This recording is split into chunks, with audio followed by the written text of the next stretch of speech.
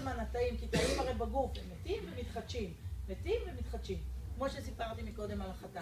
אבל תאי סרטן, הם כל הזמן גדלים ומתחלקים, ואפשר לראות פה בסגול את החלוקה של התאים, כל הזמן מתחלקים תאים ולא מתים.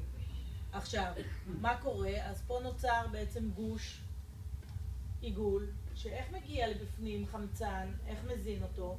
אז הגוף, כמו שהוא חכם, ככה עושה לנו צרות, מגדל לו כלי דם, פשוט כלי דם מתהווים חדש. בשנות ה-70, כשפרופסור פולקמן יצא עם זה, חשבו שהוא משוגע.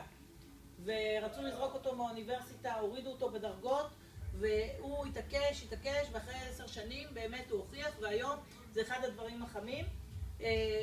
יש פה חלבון שנקרא VGF, שיש לי עליו מחקר באוניברסיטת תל אביב, ובאמת המטרה היא להבין איך אפשר למנוע את כלי הדם האלה שיפסיקו לגדול ולא יזינו לנו את הגידול. ניתן לדכא אותו?